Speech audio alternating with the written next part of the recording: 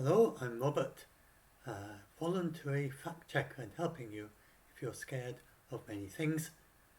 And this is for those who worry about the clickbait stories claiming that China is going to attack Taiwan. So I'm going to fact check those.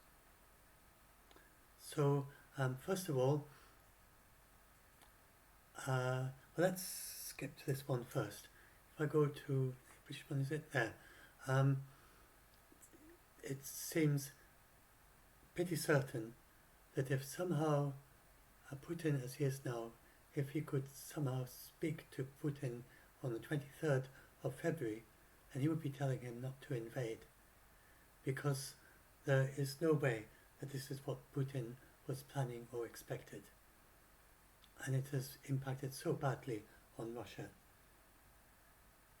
So for that reason alone, then Putin himself would not be inspired by what happened to want to do it again. So then we go and go back here, and China even more so will be very much look at what happened and say, we don't want this to happen to China. So I'm going to go through this in a bit more detail. But first of all, the most striking thing from China's point of view, remember, to invade Taiwan, China has to cross the Taiwanese Strait, which is 130 kilometers or 81 miles in width at its narrowest.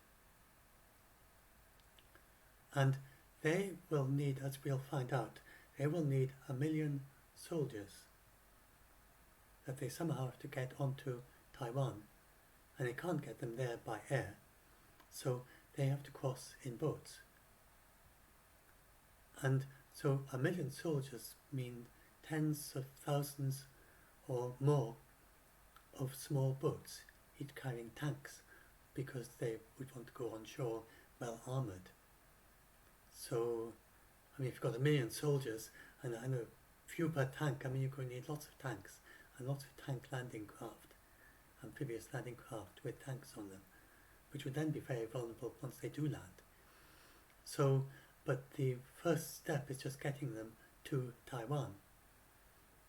And to do that, they need tens of thousands or more of small boats carrying these tanks. And to guard those small boats, they will need bigger ships like the Moskva. And Moskva had 3 layers of advanced weapon systems to protect not just itself, but the other boats in the Black Sea fleet. And why is why it was so especially devastating for Russia, because with the Moskva gone, the other vessels in the Black Sea are much less defended, and they can no longer risk coming close to the shore in case they also get sunk. And Ukraine has sunk another 12 ships, last count that I saw, in addition to the Moskva, smaller boats and ships. So the Chinese, their very first step is crossing over to Taiwan, and it was sunk by just 2 small Neptune sea-skimming missiles, plus an extra one, which is a drone, which gave it, they communicate with each other, so that the slow drone is telling the Neptune missiles what to attack. And it seems that the Moskva was distracted by the drone, and they may have had one of their 3 layers of defences switched off. And for whatever reason, the Neptunes managed to get through, and they sunk it. They created a big hole in its side, and then eventually it sunk because it was irreparable. So that's a big object lesson for the Chinese, because the only way they can get large numbers of soldiers to Taiwan is by using boats. So that's the main thing. So that will not encourage China to attack Taiwan, if they ever were going to do that. As we look down at the other issues, we will see that really China's surely never really even seriously contemplated a military invasion of Taiwan. So now the next thing that would discourage them, if they ever even were thinking of this, is, and this is a saying that one of the military critics made before the Russian invasion, before most people didn't expect Russia to invade. They were talking about maybe a small incursion, maybe try to take more of the Donbass region or something, which indeed Russia could probably have succeeded. If Russia had, right from the start, on 24th of February, its aim was to take the rest of Donbass, it might well have succeeded. It's possible. But it's not going. It doesn't seem at all likely it'll succeed now, after all the failures in between and losing so many soldiers.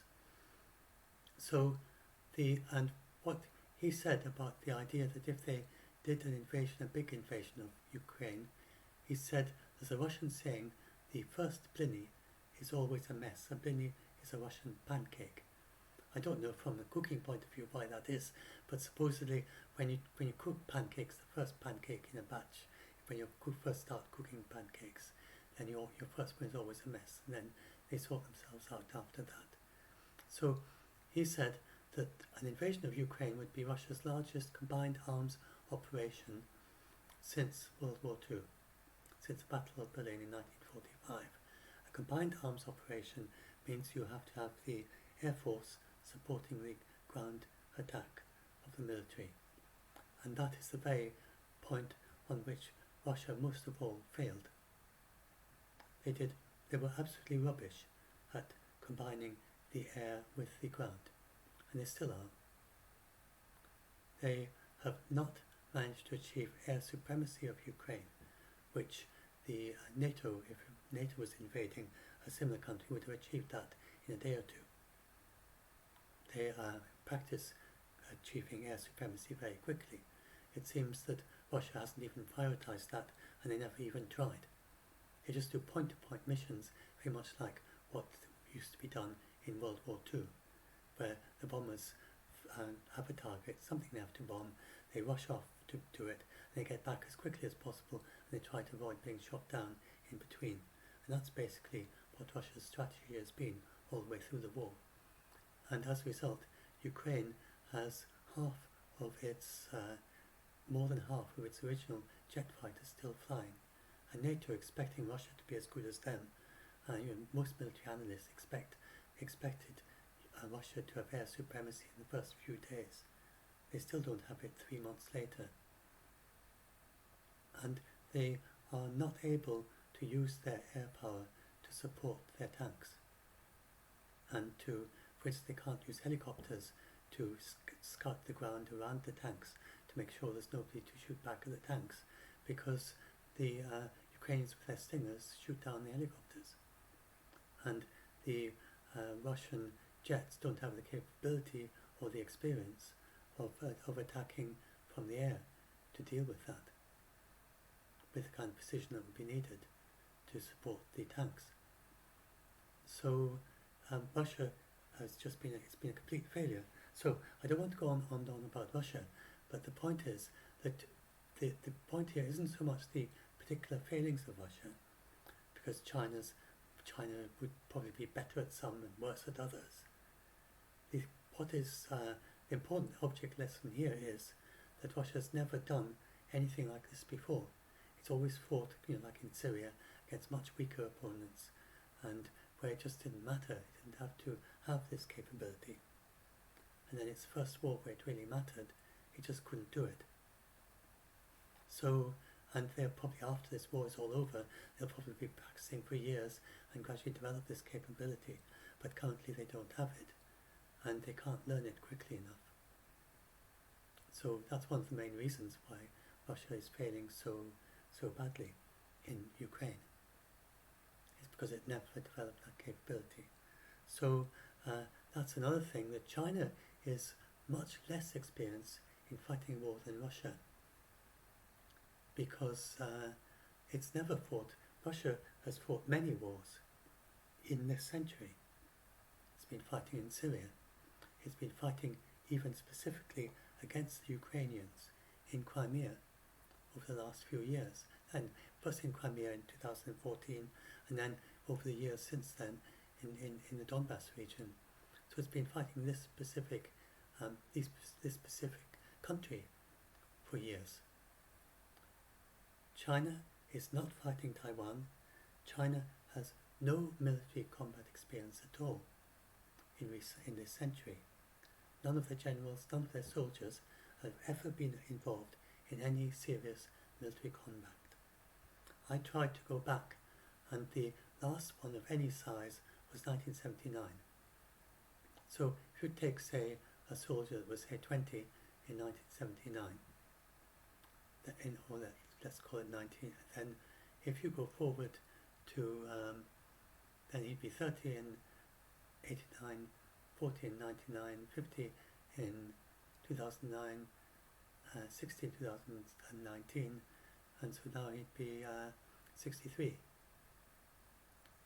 So the not likely to be many who are left from that war, which was a very short war, lasted 3 weeks and 6 days, and China captured one city with a population of about 200,000 and a smaller nearby town with a population of around 10,000. And then after those few weeks they retreated. That seems to be the biggest engagement that China has had since the Vietnam War in the 1960s. So they have no combat experience. They're jet fighter pilots. They've never really had to do air combat. They've just done lots of simulations.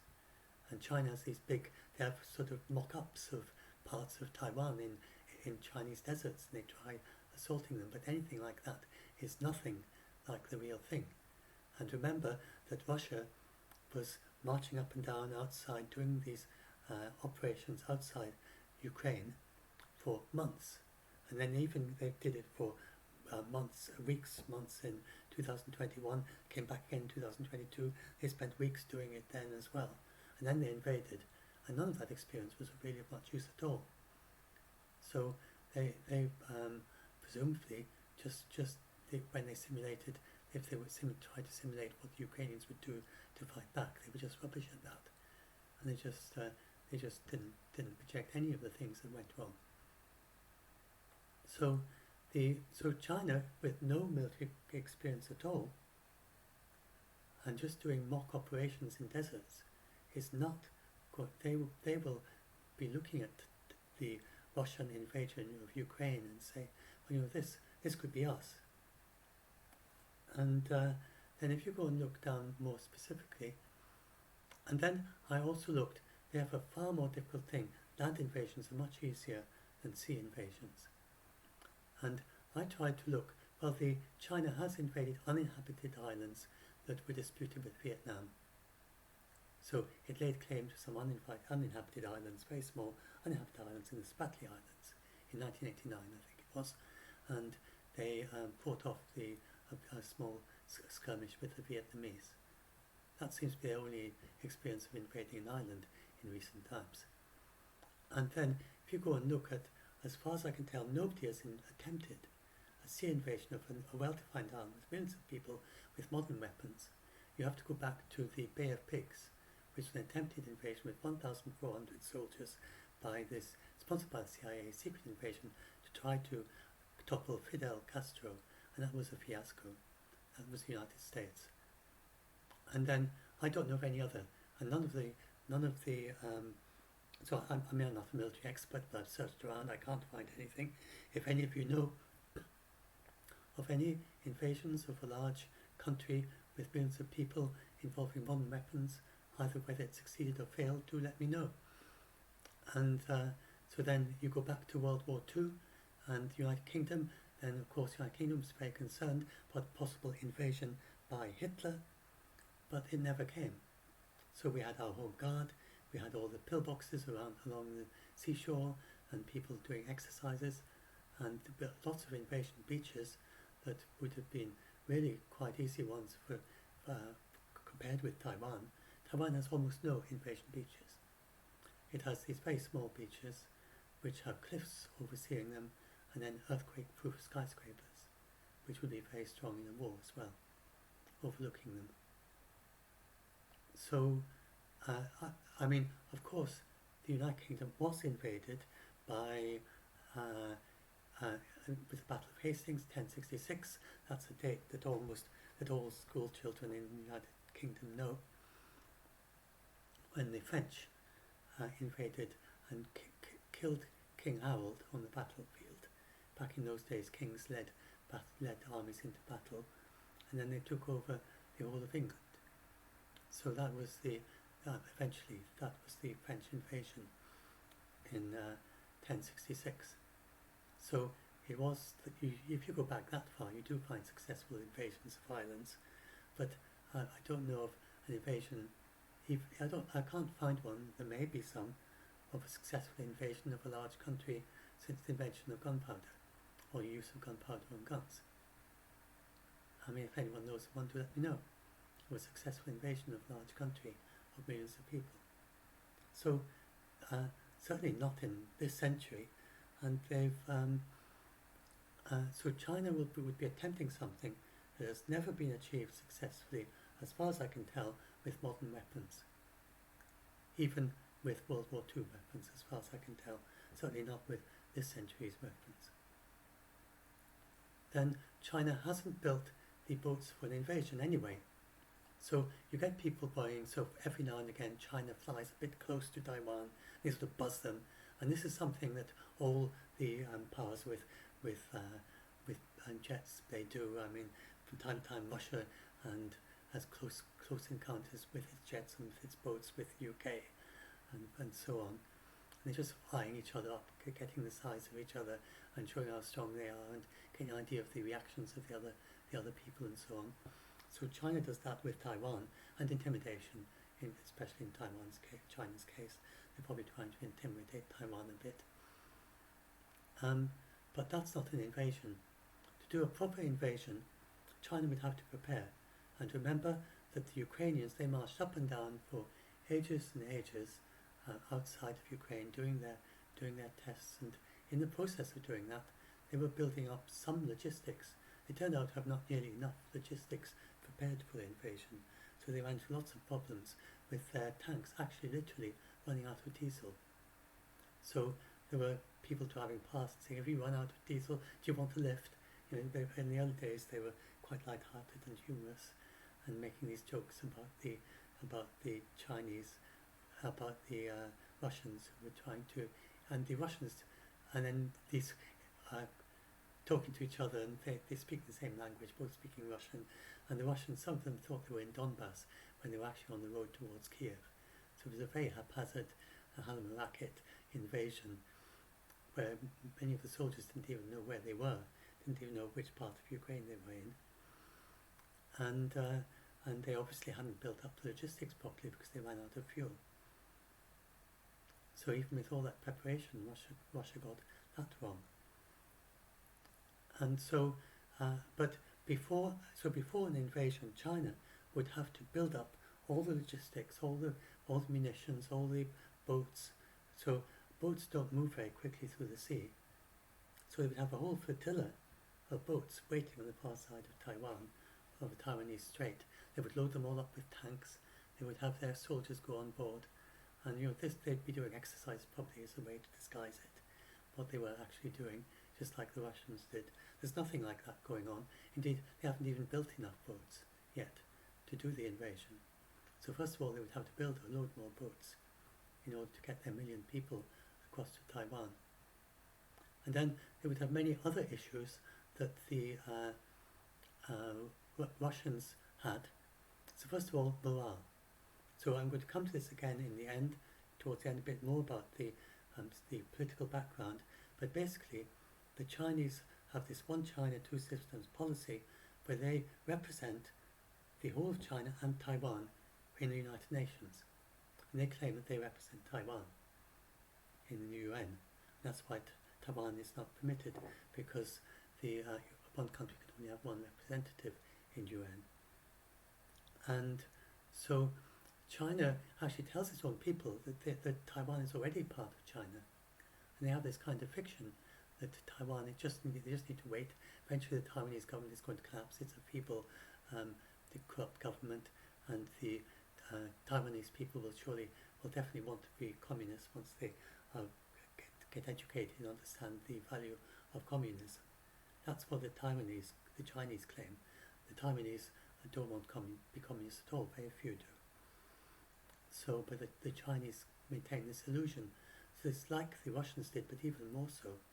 So the Chinese soldiers will have the same morale problem, that they are invading people that their government has been claiming for years is already part of China. So what's the point in the war? Whereas the Taiwanese, and they're defending their way of life in their homeland. They don't have this propaganda at all, that Taiwan is really part of China. So the ethnic Chinese will also be fighting other ethnic Chinese in Taiwan. Defenders have the moral advantage of fighting for their way of life and inexperience never having had a war before, never having waged any war, never mind a war like that. Indeed, nobody ever has waged a war like this before. So now let's go to what the military analysts say about how Taiwan's position is so very strong, even stronger than it seemed so far. So first of all, Taiwan has really built up loads and loads of anti-ship cruise missiles. The Ukrainians, their Neptune missiles, they only really had them just a little while before the Chinese invasion. And they got their orders completed really during the invasion. If the Chinese had invaded in 2021, there wouldn't be any Neptune anti-ship missiles. So, but Taiwan has been preparing for a long time. It's got very capable anti-ship missiles, and it's got frigates to carry them, and it's got US-built destroyers and frigates, and they've got fast attack catamarans, and each of those catamarans has 16 missiles on it. 16 of these anti-ship missiles, anti-ship cruise missiles, like those Neptune ones that sunk the Moskva. So it's bristling with missiles, and then they don't only have that. So as soon as they see first of all, they'd see all the build-up. They'd see all this big flotilla of boats on the far side of the strait, just waiting for soldiers to load the tanks on them, tanks getting loaded on them, soldiers getting on them, and then they'll see them start to set off across the strait. And when they set off across the strait, it takes them hours to reach Taiwan. And as soon as they get within 100 kilometers from the island, that's when they activate their defenses. And what they would do is these large surface missiles would start firing anti-ship cruise missiles at them. And then the Taiwan also will rapidly deploy mines. They're very fast minesweepers, mine-laying ships. Mines are very low cost and quite hard to get through. And so these mine-laying ships will lay mines all the way around Taiwan, and around any potential invasion beaches. And they've built a new fleet. I think I'm not sure if these are in service yet, automated fast mine-laying ships. And they can also install mine-launching rails on the surface vessels. So they'll be quickly surrounding Taiwan with mines. And then they also will have fast attack boats and launch anti-ship cruise missiles targeting the key ships. And then once they start landing the initial wave of assault boats and the roll-off vessels or fall-on vehicles and armour, then so the assault group troops go first, and then the vehicles and the armour, and these are all going to be targeted by the fast attack boats and the missiles. And meanwhile, the army, before we've got hours to do this, so remember that it takes some hours for them to cross, and then as they approach Taiwan, they're going to be meeting all this the sea mines, and the Chinese are going to have to start getting out their minesweeping ships to clear the sea mines to get through. And meanwhile, the Taiwanese will be sinking the minesweepers, and the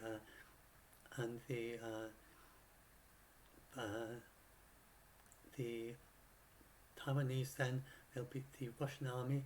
Meanwhile, they've got lots of time to lay mines along all the beaches, along all the possible invasion beaches, and they will target the minesweepers from the island, and then they will fire the multiple launch rocket systems and attack helicopters. Now, the whole point in this strategy, this is the actual Taiwanese strategy since 2019 that I'm reading from, a paraphrase or a summary of it.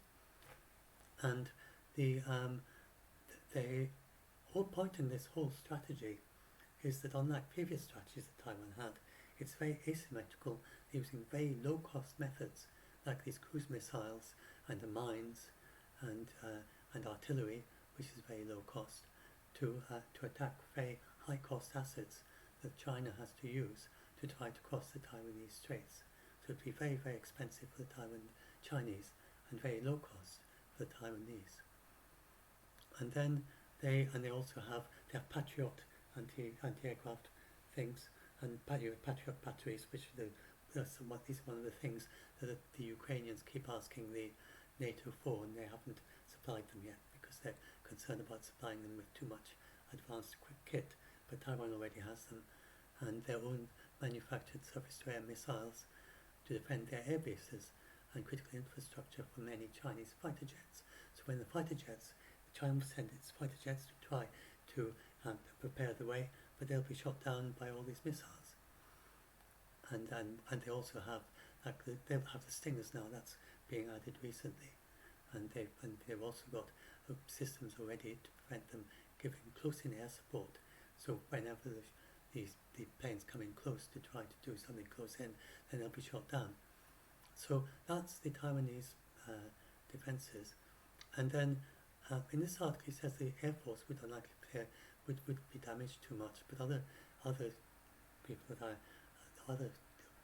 and that's 2019, maybe it's better since then, I'm not sure, but other analysts say that that Taiwan would be able to keep its fighter jets going. And Taiwan has underground hangars for 200 fighter jets in one Air Force base and 80 fighter jets in another. I can't find the actual photos, but this is an example from Sweden. It gives the idea of hangars dug into mountains. And these mountains are on the far side of China, facing away from China, so they're very difficult to attack with missiles from China moving on ballistic trajectories, because they'll be hitting the mountains first before they can get anywhere near, so they can only really be attacked by guided missiles like cruise missiles and things.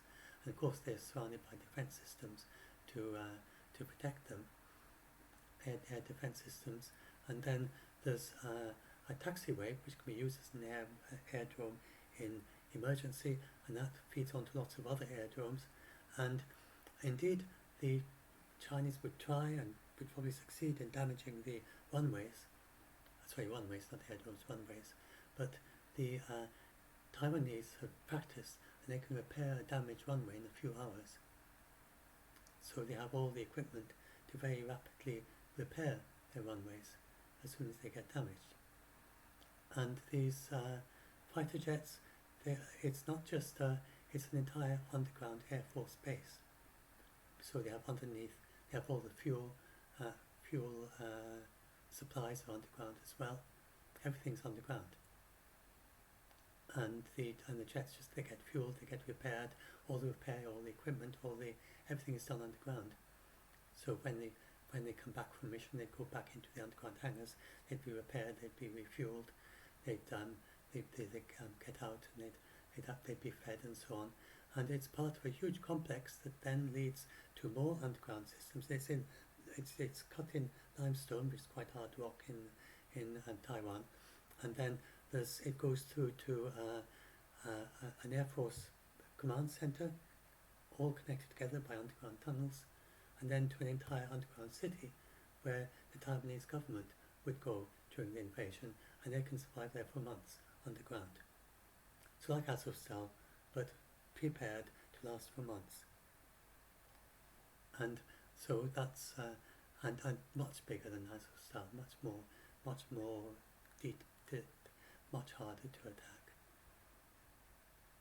and been there for decades and getting bigger and bigger as time goes on, because Taiwan's been concerned about China ever since, going way back for decades and decades.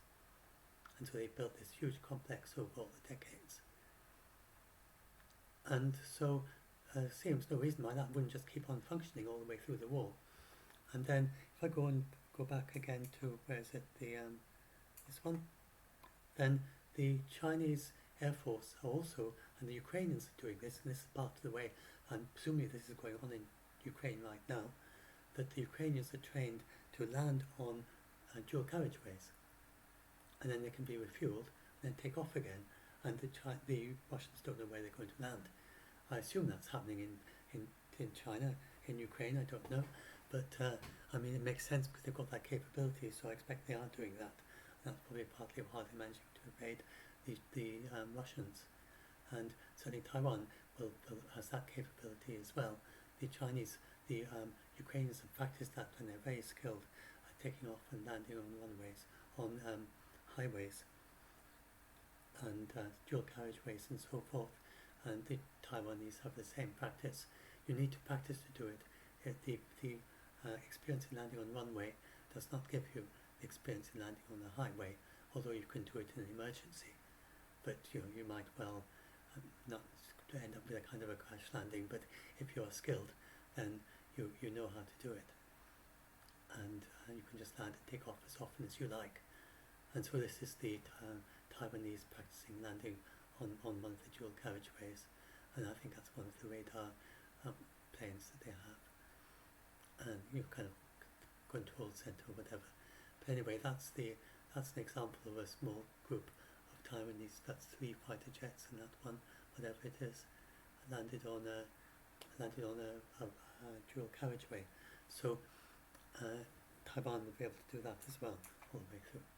So now if we keep on going through, and so yes, it's known as Toad Mountain by the Air Force Mountain officers, and it's one of the most robust air and missile defense networks on the planet. And early warning aircraft, long-range radars, listening posts, and so on.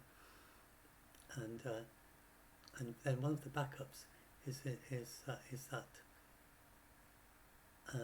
like it has multiple backups, and 200 fighter aircraft, as I said, and its own hospital inside, as well as multiple gas stations. So if the jet fighter pilots get injured, they'll be treated in the hospital underground there as well, and all anyone else there. And then 90 miles further down the coastline, there's another one with enough room for 80 fighter jets, also in a mountain. And the vulnerable west coast bases, they disperse back to the east coast, then they can fly back to the west coast. They can fly between bases, and they have dummy aircraft parked on tarmacs and inside shelters to confuse enemy intelligence. And then the planes, they keep on moving between bases to make it difficult to predict where they might be at any given time. So China, when the invasion starts, won't know which bases are fighter jets and which are just dummy aircraft. And so that's the situation. And so and then there's the ports. So if you looked at from what I described, invading along the beaches seems really, I mean, that would be just pretty much suicidal for the Chinese soldiers to try. They're coming on, and all their landing ships being attacked by artillery and attacked by these anti-ship missiles, and then if they got any armour on board, they'd have all the anti-tank weapons as well once they get on the beaches and so on. And beaches are mined with already, so they have to find their way and try to sweep the mines as they advance up the beaches and faced by the attackers on the cliffs and in the skyscrapers and so on. I mean, it would be horrendous. And so the other possibility is that there could be fierce battles to try and take the key ports, but then they're very likely to damage the ports if they do that, because they wouldn't damage them. They'd have to have massive amount of air power and massive amount of the ships coming and then bombing the ports from a distance, then trying to approach and get together enough to try and attack the port enough to take it over. And then they'd have to repair the port, and they have to repair the port again being attacked. And then if you look at the Ukraine war, the Russians are constantly running into problems with logistics. Well, the Chinese would have to supply if they managed to get a beachhead somewhere on Taiwan, they would then have to supply it across a strait that's 130 kilometers, 81 miles across. and so they have boats travelling across for hours, and be very much like the way that the Germans, with their U-boats, they targeted the convoys trying to supply the United Kingdom. Well, this is the other way around. The Chinese trying to supply Taiwan, and they'd be attacked by the Taiwanese as they try to supply Taiwan for their invasion. And this is all with indigenous Taiwanese. So, I mean, eventually the United States might get involved if this eventually came, and Japan. So yes, I don't mention that in my debunk, I forgot to mention, but people worry about nukes. So I just wanted to say, I mean, hopefully you're beginning to think at this point, this is surely China is not. I mean, I know Russia was very stupid and Britain was very stupid. Taiwan, we'll get into a bit more as to why China is different, and they're very unlikely that they would have the same motivation that Putin has. Indeed, they can't. So we'll get into that in a little bit more. But you can always see militarily how difficult it would be. And so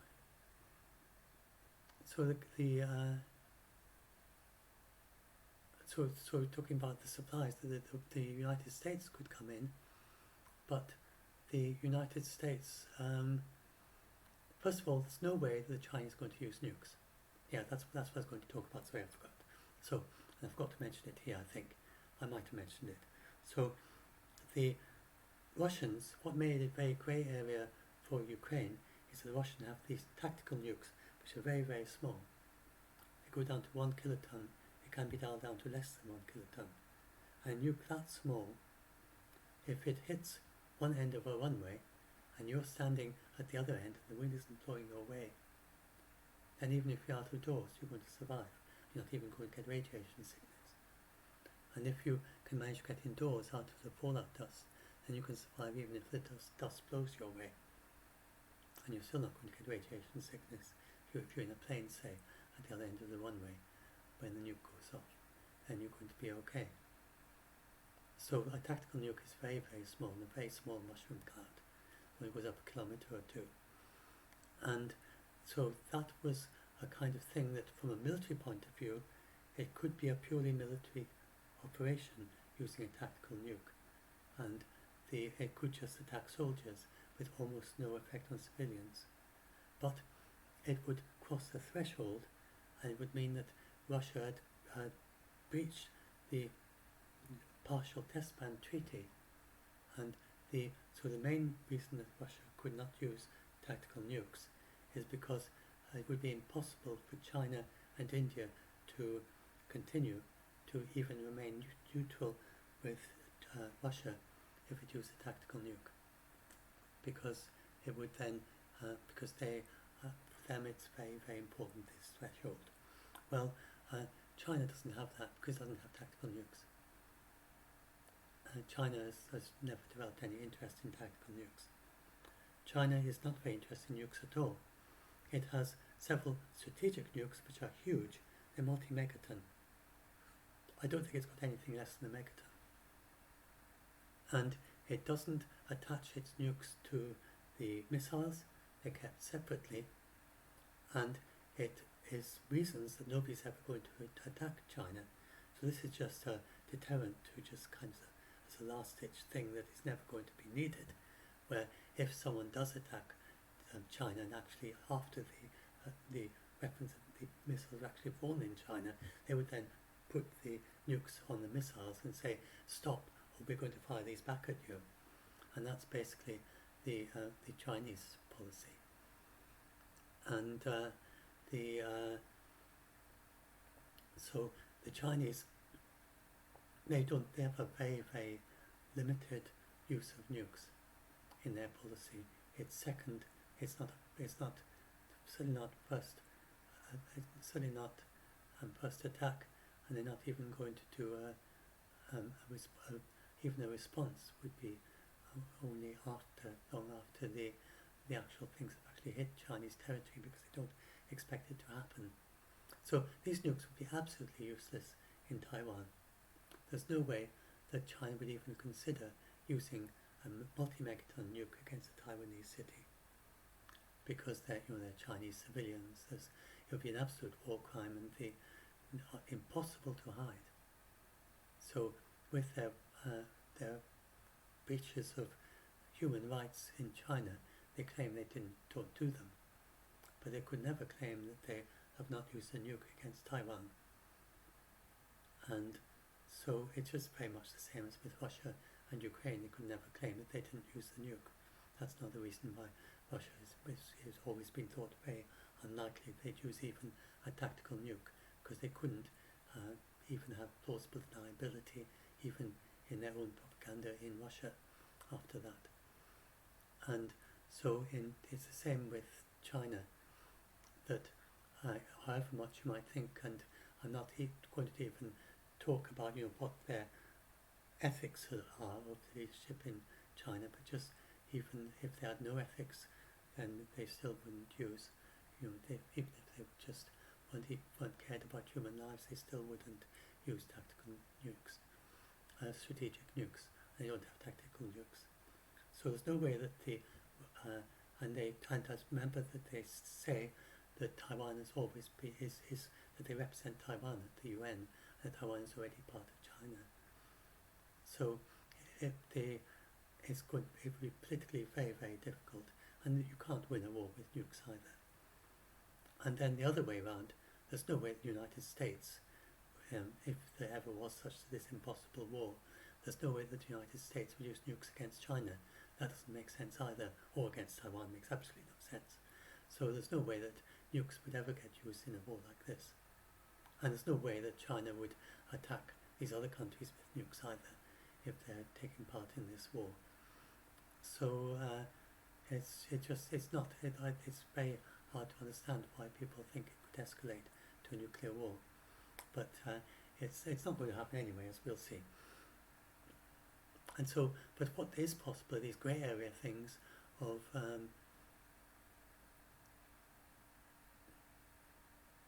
yes, that's another thing, that keeping yes, I talked about logistics, keeping them, they need a huge supply chain, while possibly in Taiwan will struggle to function in hostile waters of the Taiwan Strait. So I'm not quite sure I've got that under grey area operations, but that's one of these critical articles. And so, yes, and a bit of a thing, yeah, before I leave this military side of things, and just a little bit of thing when you're checking the sources, and you find lots of clickbait stories that will claim that China is just about to suddenly invade Taiwan. Now, do they mention these things that are mentioned here? So, if they don't mention these things, then there are two possibilities. One, that they don't know this stuff, so they've never looked it up. And then the other possibility is that they know this stuff, but they're just not mentioning it. Then you ask, why aren't they mentioning it? Because these are obvious reasons why a war would be impossible, really. And why aren't they mentioning these reasons? So if you get a clickbait source that doesn't mention this stuff that I've mentioned in this talk so far, in this video so far, then ask yourself, why aren't they mentioning it? And the answer is either they don't know, or they're just trying to, they've got a political point of view that they're trying to urge you to vote for someone, or to support some country or something, and they are feeding you carefully chosen information to try to guide you in a particularly emotional direction, and they're not telling you the truth. They're not presenting things as they are.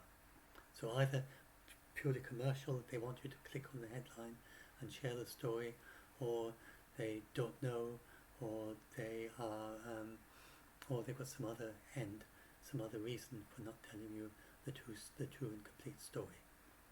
So do bear that in mind, and only really rely on people who mention these things that I've mentioned in this video. If they don't mention these things, no point. No point in listening to them. And I don't think I need to go into that. So now they talk about the political background. So Taiwan it's where the former Chinese government retreated after the Cultural Revolution, and then for a while they both claimed to be the rightful government of China. And the first representative was Taiwan, and then it was the communists in China. And the UN eventually acknowledged China, recognized China as being the actual government de facto, and then they actually succeeded in the Cultural Revolution, and they're now controlling China. And then China claims, and then because Taiwan up to then was trying to represent both countries, so Taiwan was the exiled government, and it claimed to represent both countries. And once the UN changed to China, China also wanted to represent both countries and say that it represents both Taiwan and China. So therefore, Taiwan is left with no official representative at the UN, and that's why Taiwan keeps saying they want representation with the World Health Organization. There's no way the World Health Organization can change the One China policy and for its members. You get people asking Dr. Tedros to invite Taiwan to visit the World Health Organization. It's way above his pay grade. This is for the member countries to decide. So we are in this situation now where Taiwan, so basically the Chinese claim to represent both countries, and they're waiting for the Taiwanese government to collapse and to recognize that they should really be communists and join China. And that's wishful thinking and fantasy. Meanwhile, the Taiwan for a long time was waiting for the Chinese government to collapse and become a democracy, and then join in with Taiwan and recognize Taiwan as being the government, or the two of them combining together to be the new government of China as a democracy. And that's fantasy. There's no sign at the moment that China's communist is likely to come to an end and turn into a democracy. So those are the two main political views. And then the third one is the pan-Green Party that want Taiwanese independence. So the younger generation and the more modern Taiwanese, an awful lot of them, they're no longer interested in trying to be part of a democratic government of China. They accept the Chinese communists, and they don't want to be communists, and they just want to be independent of China. So the Taiwan is now divided between two parties. The pan-Green want Taiwanese independence, and the pan-Blue is waiting for China to become a democracy. And those are basically the two factions in the Taiwanese government, and at the moment it's the pan-Green that's in charge, if I understand right. So Taiwan really wants to be independent. And then meanwhile, communist China is waiting for Taiwan to become communist and join with communist China. And none of these are realistic hopes at present.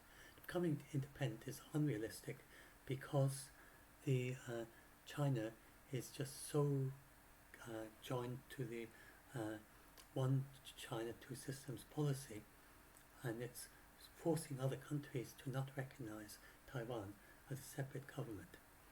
And it would need a very big change in China's policy because it's so strong and economically powerful and politically powerful on the world stage before there'd be a chance of a small country, Taiwan, much less economically powerful, to be recognized by the UN as a separate country. So all of these none of these seem realistic hopes at present. So we've got Taiwan, basically the current Taiwanese government wants to be independent. The Pan-Blue wants China to become a democracy, and then they can join in. And then China wants Taiwan to become communist, and there's only a very small communist party in Taiwan, and there's no realistic possibility of that either. So we're just stuck in this logjam. And it's just going to continue like this. And then there's no end in sight really at present. And then United States, it acknowledges China's claim to Taiwan and its commitment to One China policy, but it doesn't recognize China's claims. So China wants the United States to recognize and to say that Taiwan is part of China, but the United States doesn't say that. It just says it acknowledges it, that China makes this claim, but it doesn't recognize it, and it continues to support Taiwan on a military way.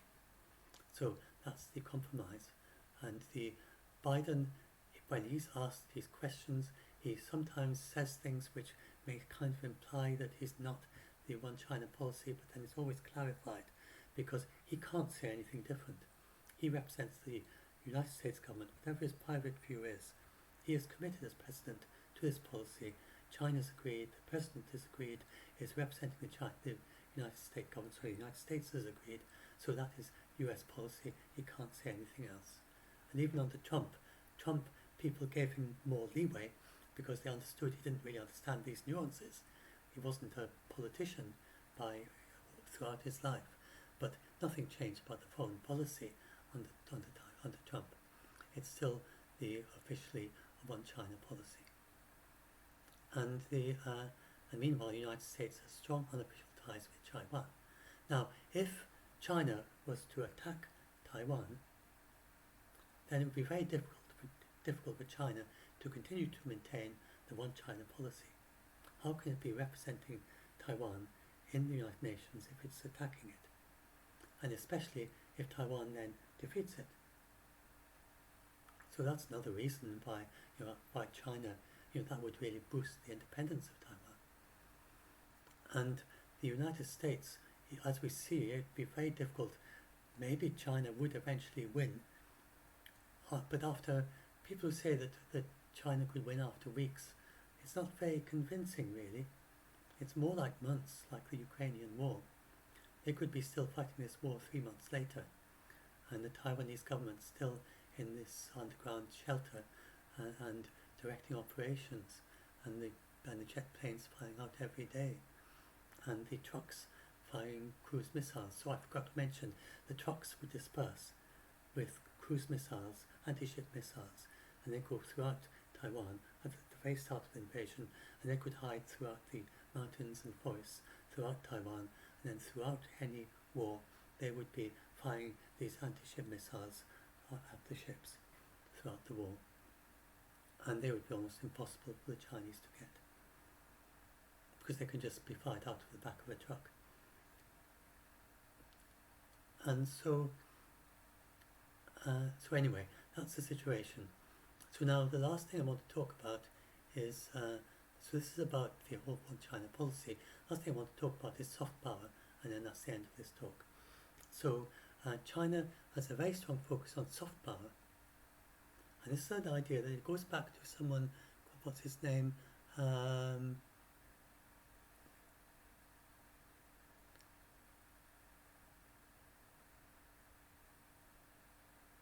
coined by Joseph Nye, and he eventually applied to the United States. And the idea was that as the USA's military power diminished at the end of the Cold War, that it can gain in soft power with an attractive culture, with attractive values that extend its influence in the world.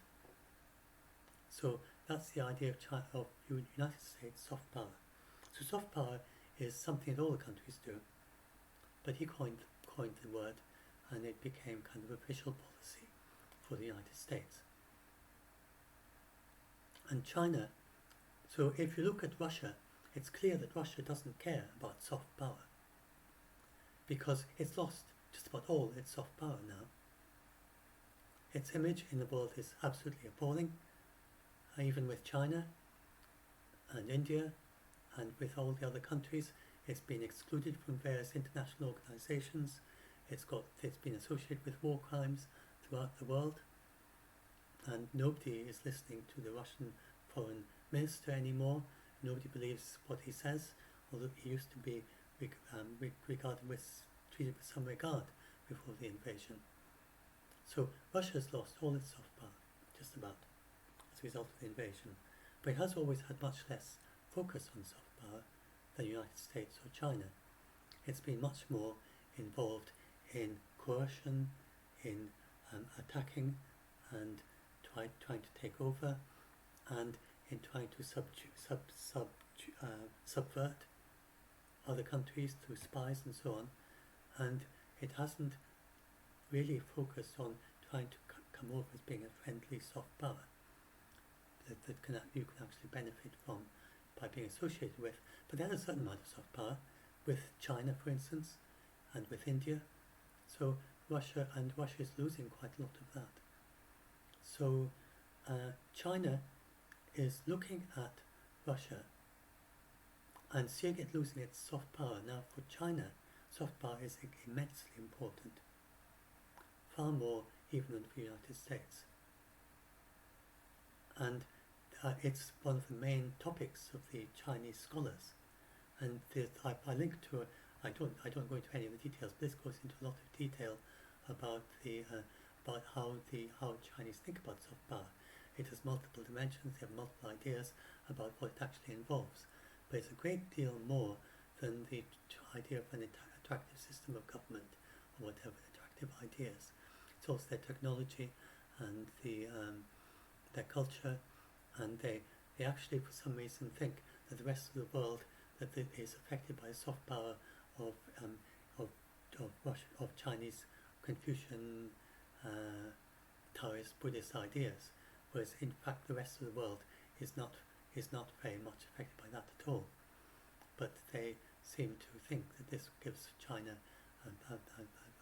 so there are three main points of view in the Chinese scholars as to what constitutes soft power, and apparently the main one at the moment is that they think the most important soft power China has in the rest of the world is based on its ancient philosophical ideas. But most other countries wouldn't think that that was China's main source of soft power in the rest of the world. But China itself, many of their scholars do think that. And it's basically to do with the Chinese image in the rest of the world. So it's their philosophy, it's their technology, it's their political views, which they think are very important. They think their communist system and so on. They think it's something that is other countries are interested in. So they have a different point of view from other people as to what actually is their soft power. But part of it economic, part of it political, but they are very strong in soft power and trying to maintain ties with other countries and friendly relationships and projecting their soft power in the world, and then it is experienced from other countries as being a form of soft power, although probably perceived in a different way from the way the Chinese themselves perceive their own soft power, as they think they're projecting it in the rest of the world, according to their scholars. But so the Chinese soft power for them is very, very important and central. And so they look at Russia and they look at how the invasion of Ukraine has led to Russia losing just about all its soft power. And this will be one of the main reasons that they wouldn't want to invade Taiwan, although it's surely they never planned to anyway. They've never built the boats they would have needed to build to cross to Taiwan even before this invasion. So there's no sign they seriously really intended to invade Taiwan at any point. And so, but the threats that you see to Chinese constantly saying that we could invade Taiwan at any moment, obviously not true once you've seen what I've just been explaining. But they just like it's not true that they represent Taiwan at the UN, it's not true that they could take over Taiwan very quickly. But they project this image that they could. And so as long as they don't actually try to do an invasion, then they can project this image to the rest of the world saying we're very powerful, we're far more powerful than Taiwan, we could easily take over Taiwan, you've got to select us as the representative of both us and Taiwan. Taiwan is part of China in all but name because we could easily take it over. That is basically their message that they give to the rest of the world.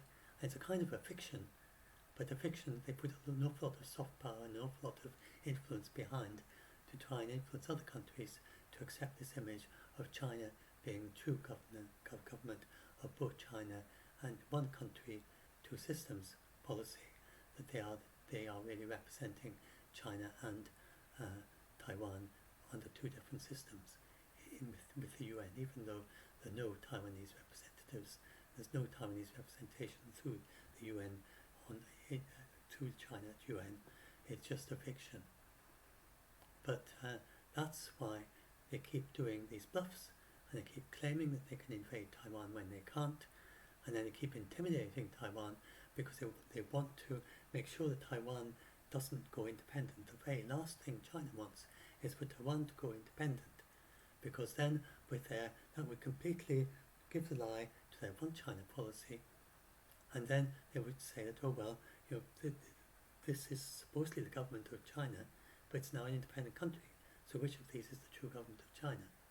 So that's really what China's worrying about, because they've presented the Taiwan as being the true government of China on a different system, and that they are representing both China and Taiwan. So before Taiwan could become independent, China, really independent, in the sense of recognized by the UN, it is de facto independent. China has no influence on Taiwanese politics. Taiwan runs itself, but it's not like Hong Kong was. But China is constantly projecting to the UN to not recognize it, so Taiwan is excluded, although it gets in by the back door. For instance, there's a lot of backdoor discussion on health issues between Taiwan and the World Health Organization. Taiwan is very strong on health, but they can't officially be represented at the World Health Organization because of this background. So, hopefully that gives you a better understanding of why China's never going to invade Taiwan. And I hope this will help some of you who are very scared. So please just remember, so the main points, that it's that they're not going to be encouraged by, let's just go through the images very quickly, quick skim through, then I'll finish. So the Moskva sunk by 2 small Neptune sea-skimming missiles. There's no way this will encourage China to attack Taiwan. They'll need to send tens of thousands of ships. They haven't even built those ships. And so many, if you now look at, you've now seen the detailed policy of Taiwan, asymmetrical policy, just like Ukraine, they would be very vulnerable to that. It'd be very vulnerable if they tried to invade. The first Bini is always a mess. The Chinese would have no experience even of a large war. They took one small town, one small city of 200,000 for 3 weeks in 1979, and that's the biggest last war. Before, to get bigger than that, you have to go back to their involvement in the Vietnam War in 1969. They have nobody has ever invaded a big island with millions of people. China's managed to invade, well, capture, there was nobody on the island at the time. They captured some uninhabited islands, even with not even any soldiers on them, belonging to Vietnam, and then they fought off the Vietnamese. And just small islands in the Spratly Island group, which is disputed in the South China Sea. That's their only experience that is anything in any way related to Taiwan. And they've never been involved in a combined arms operation. I don't know if the Chinese ever have they? But you have to go back to earlier in the Chinese combined arms operation, combining the land and the air, like they would have to do, and then the sea as well. The extremely difficult thing. They just certainly not within the lives of their commanders. And if there'd have to be anyone involved in Vietnam War, and that would be of no experience. That experience wouldn't be useful for present day war anyway. Then that would have to be someone in their 70s, a 20-year-old soldier from 1969. Then they'd be in their 70s by now. Would they? No more than that. Yeah, 40, 60, I think it'd be in the 80s, would they? 69, 70 from, that's, yeah, 70s.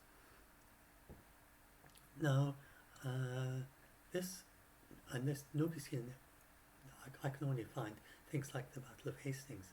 I can't actually find, if any of you know of a successful invasion of a large inhabited island with millions of people, since the invention of gunpowder, please let me know, and do say, and I'll add a mention in the video description. But certainly not in this century. The asymmetrical strategy, China would come out very badly out of that.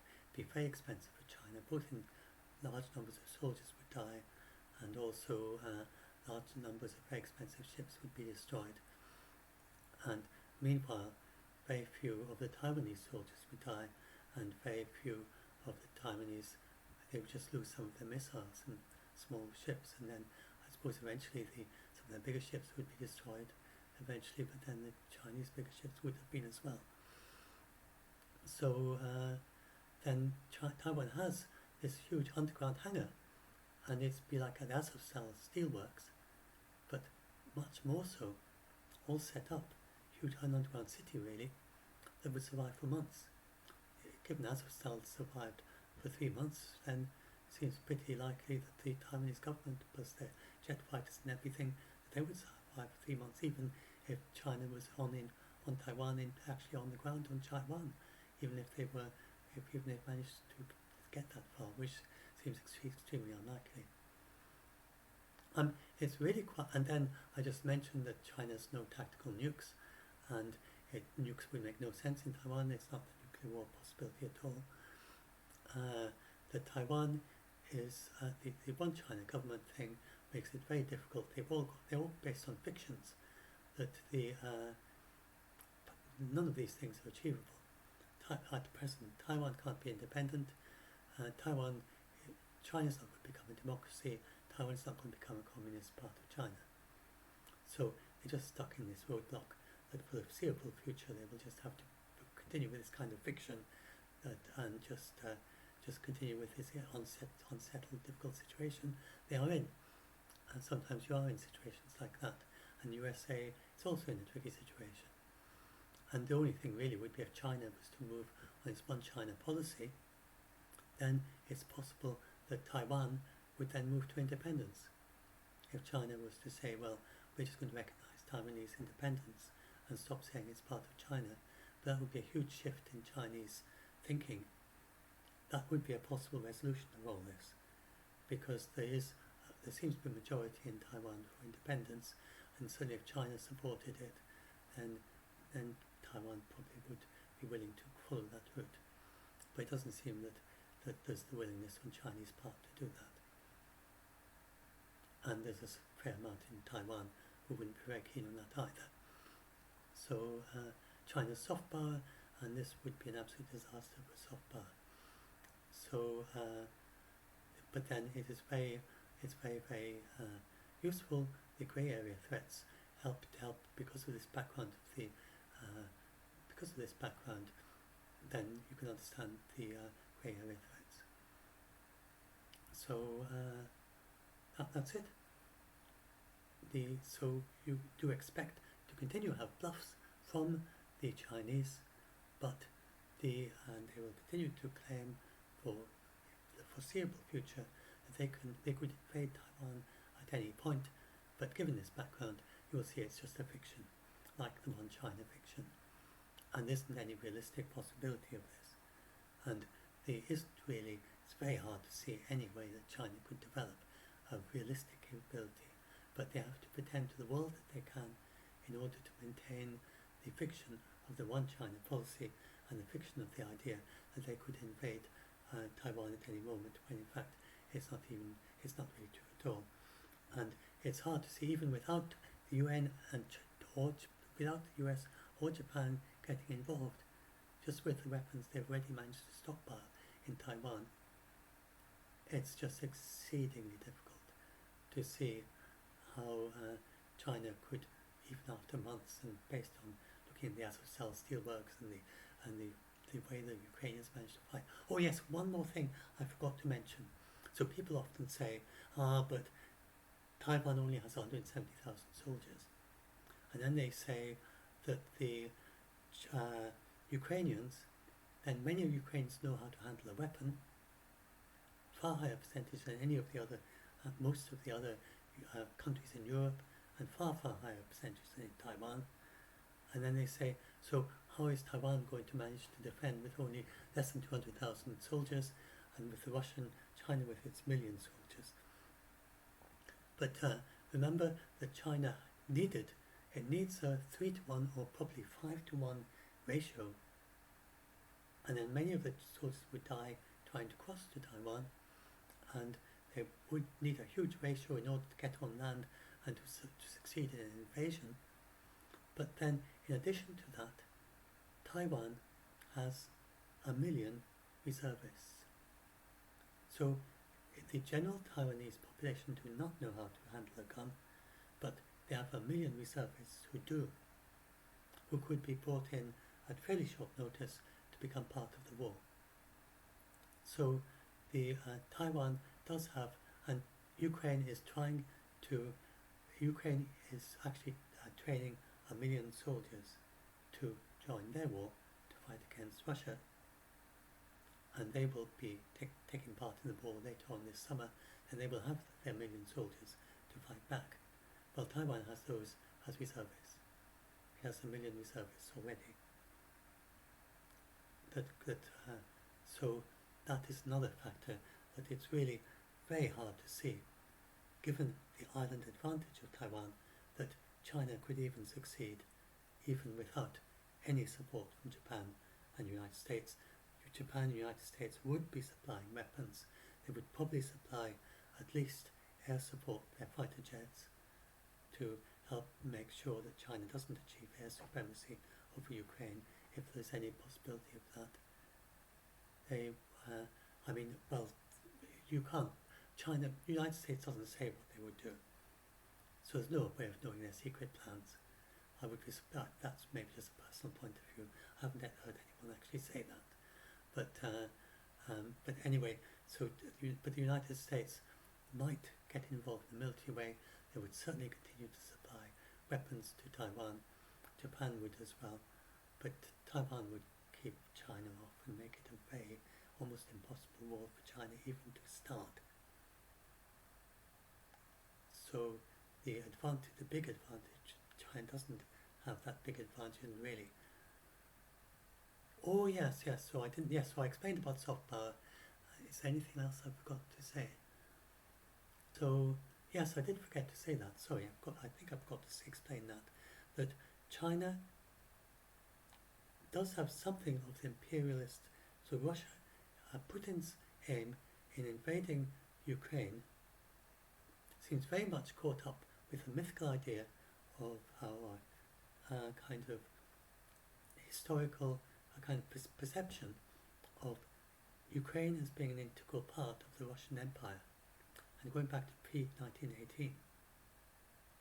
And Russia isn't communist, and it's oligarch, and with kind of wanting to be a wannabe empire, wannabe Russia empire, is basically where Putin is at. He's an autocrat Russian empire with very keen on things like Fabergé eggs.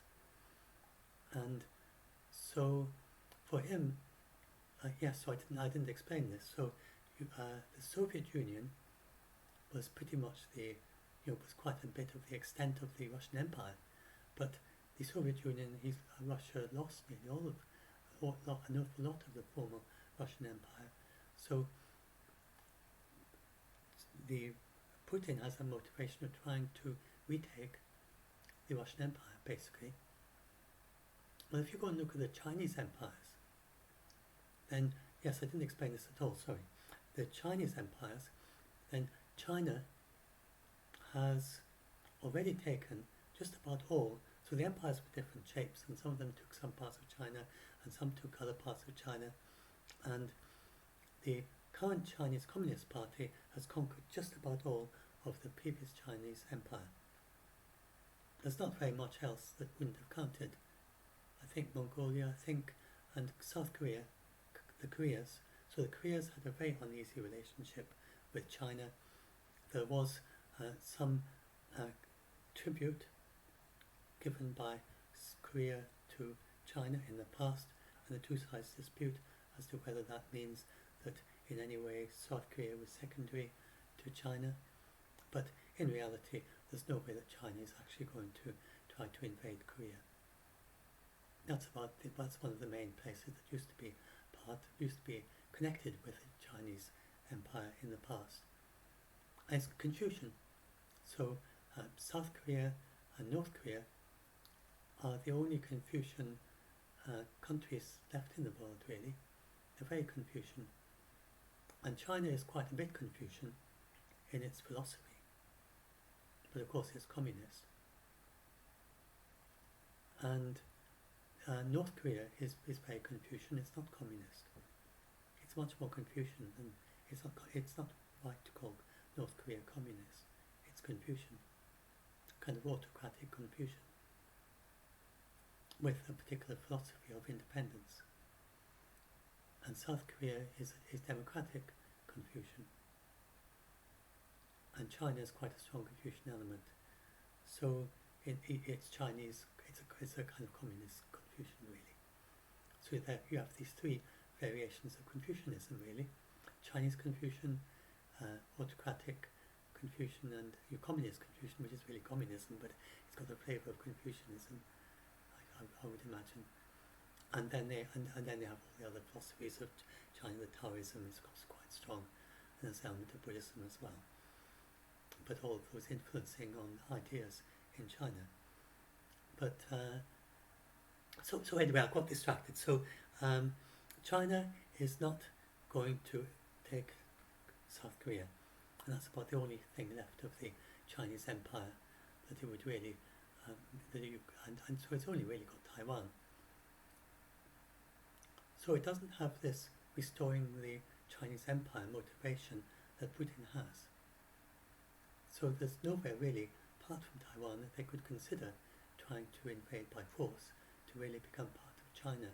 For the rest of the world, they're not really about trying to make them part of China. It would be very difficult for them to govern another country. I mean, because it's already so big, it's difficult for China to really govern the whole of China.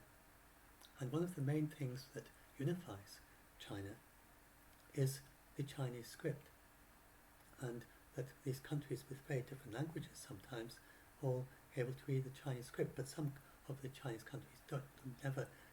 Tibet never had the Chinese script, but most of the countries in China did have a Chinese script.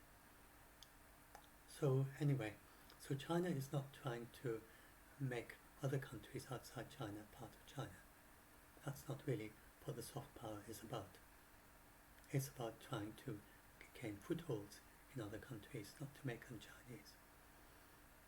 And so that's a very different point of view from Russia. So that's maybe part of the reason why China is so focused on soft power, whereas Russia is maybe more focused on coercion and trying to take over the countries. So originally in the last century, then China was very coercive, but that was because it was trying to take over the other and attacking countries, because it was attacking countries that it regarded as being part of the former Chinese empire. So that's the that maybe is the difference. That's just a point of view, just a thought to end on. That's maybe why there's such a big difference in the. Maybe it may be a factor, just a personal thought, not something that I've read in any of these things that I did for preparing for this. But it may. In any case, there's this very big difference that China is very keen on soft power, and Russia doesn't seem to care too much about it, and that's one of the important things to recognise as being a difference between the two, and then just recognise. Oh yes, in my summary, I forgot to mention that Russia doesn't want that Putin would surely, if he had seen an object lesson of someone else doing what Putin did, or if he could somehow tell himself back in the past, then he would tell himself not to do this invasion. So there's no way that China's Xi Jinping is just looking at Putin and saying, I'm not going to do that, I don't want to do that, never wanted to do it anyway. I bet he never wanted to do it anyway. And so he's just saying, I don't want to do that. No way. That's probably how he's thinking. So yeah, there's no risk of. I think it's not going to happen. They're just going to continue to bluff and bluff and bluff. And with this fiction, you can just tell, because they aren't even building the boats. They haven't got this flotilla of boats waiting to cross to Taiwan. And so that's obviously obvious that they're not really preparing to invade. So anyway, that's the end of the recording. I'll upload this to YouTube and hope this helps some of you be a bit less scared about all this.